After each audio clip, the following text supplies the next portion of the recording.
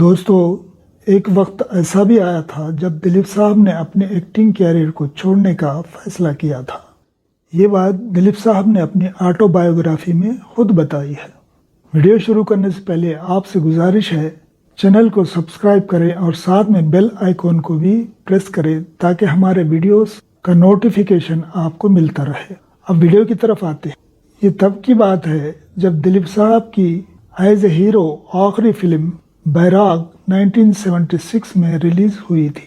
इस फिल्म में दिलीप कुमार ने ट्रिपल रोल किया था और इस फिल्म का सिनेमा प्रेमी बड़ी बेचैनी से इंतजार कर रहे थे। और जिस दिन ये फिल्म हिंदुस्तान के बड़े छोटे शहरों में रिलीज होनी थी तो भारी भीड़ की उम्मीद की जा रही थी, जिसकी वजह से सिनेमा घरों में बड़ी तादाद में पुलिस का बंदोबस्त किया गया था। कई सिनेमा घरों में इस फिल्म को 4 और 5 शो रखे गए थे।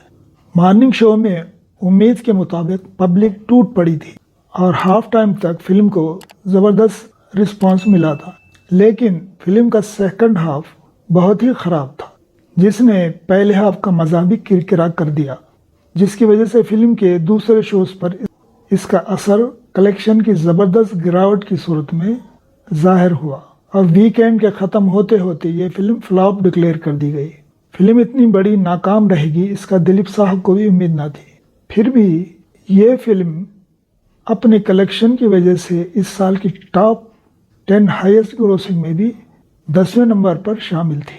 इस फिल्म पर दिलीप साहब ने बहुत मेहनत की थी, मगर फिल्म के फ्लॉप होने के बाद उन्होंने फैसला लिया कि अब वो फिल्मों से रिटायरमेंट लेकर अपना सारा वक्त फलाही कामों में लगा देंगे। वो सोच रहे थे कि वैसे भी उन्होंने फिल्मी दुनिया में अपनी फिल्मों और फलाही कामों की वजह से बहुत नाम और इज्जत कमाया है, बस अब और नहीं। जब ये बात उन्होंने अपनी बीवी सायरा बानो को बताया तो सायरा जी शॉक में आ गई। उन्होंने दिलीप साहब के इस फैसले को ये कहकर रिजेक्ट कर दिया कि पब्लिक अब भी इन्हें प्यार करती है और आपकी फिल्मों का बेचैनी से इंतज़ार करती है। आप अपने चाहने वालों से मुंह नहीं मोड़ सकते। लेकिन दिलीप कुमार के इस फैसले की एक और वजह भी थी।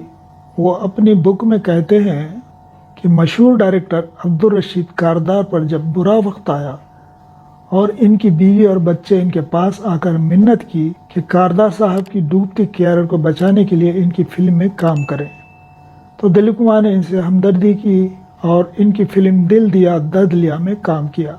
ये फिल्म कामयाब तो न थी, मगर उस दौर में दिलीप कुमार की नाकाम फिल्में भी प्रोड्यूसर का नुकसान नहीं करती थी।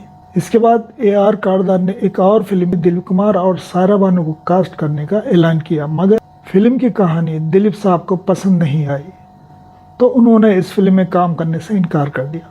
फिर ऐसा क्या हुआ ये दिलीप कुमार ने वजह नहीं बताई, मगर जिस डायरेक्टर की फिल्म में उन्होंने हमदर्दी की वजह से काम किया था, इसी डायरेक्टर ने झूठे इल्ज़ाम लगाकर इन पर मुकदमा दायर कर दिया था और दिलीप साहब ने कभी नहीं बताया कि वो क्या इल्ज़ाम। लेकिन इन दिनों के अखबारों की इत्तला के मुताबिक कारदार ने इनसे लिए एडवांस पैसे लेकर वापस न करने का इल्ज़ाम लगाया था, लेकिन ये बात दिलीप साहब ने कभी नहीं बताई और इन्हें इस बात का सख्त अफसोस रहा उस आदमी ने इन पर झूठा मुकदमा दायर किया था जिसके बुरे वक्त में इन्होंने उसका साथ दिया था। इसके अलावा दिलीप कुमार पर उन दिनों दिलीप कुमार पर इनकम टैक्स वालों ने भी मुकदमा दायर कर रखा था। इन 2 केसों में वो ऐसे उलझे रहे कि बैराग के बाद 6 साल तक उन्होंने कोई फिल्म कबूल नहीं की। इनके वकील मिस्टर साल्वे ने इनकी बहुत मदद की और इन मुकदमात से छुटकारा मिला तो दिलीप साहब अब फिल्मों से संन्यास का फैसला लेने के लिए सोच में पड़ गए थे। तब दिलीप कुमार के कहने के मुताबिक मनोज कुमार फिल्म क्रांति का स्क्रिप्ट लेकर इनके पास आए। मनोज कुमार को वो अपने छोटे भाई की तरह समझते थे। इसके अलावा सायरा जी और इनके दोस्त S मुखर्जी भी चाहते थे कि वो फिल्मों में काम करना ना छोड़ें। लिहाजा जब मनोज कुमार क्रांति के लिए आए तो दिलीप साहब ने बगैर कहानी सुने ही इस फिल्म में काम करने की रजामंदी दे दी।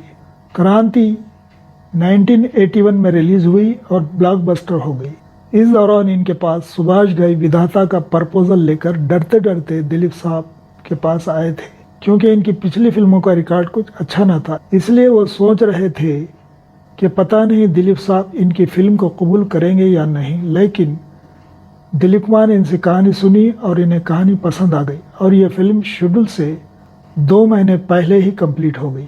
सुभाष घाई की खुशी का ठिकाना ना रहा, क्योंकि जब इंडस्ट्री में इस फिल्म का चर्चा हुआ तो लोगों ने इन्हें डरा दिया था कि दिलीप कुमार के साथ फिल्म करते करते तुम बूढ़े हो जाओगे, मगर फिल्म कंप्लीट नहीं होगी।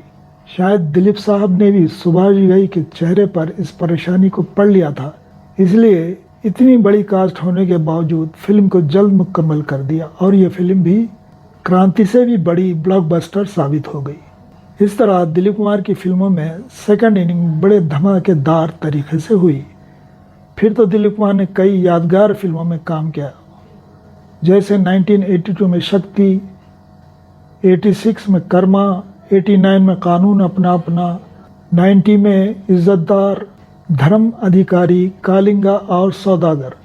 बदकिस्मती से कालिंगा मुकम्मल होने के बावजूद रिलीज ना हो सकी। इस फिल्म में दिलीप कुमार का बैराग के बाद दूसरी दफ़ा ट्रिपल रोल था। इसके अलावा अजय देवगन और प्रियंका चोपड़ा के साथ फिल्म असर का मुहूर्त हुआ था। कुछ शूटिंग के बाद नामालूम वजह से फिल्म मुकम्मल ना हो सकी। एक और फिल्म आग का दरिया मुकम्मल होने के बाद सेंसर से पास भी हो गई, लेकिन ये फिल्म भी रिलीज ना हो सकी। इस तरह दिलीप कुमार कई और प्रोजेक्ट पर काम कर रहे थे, मगर सन 2000 के बाद इनकी तबीयत खराब होने लगी और बाईपास सर्जरी के बाद उन्होंने फिल्मों से किनारा कर लिया। इस तरह इस लेजेंड एक्टर का फिल्मी कैरियर ख़त्म हो गया। वीडियो अच्छी लगे तो लाइक और शेयर करें और कमेंट करना न भूलें। Thank you.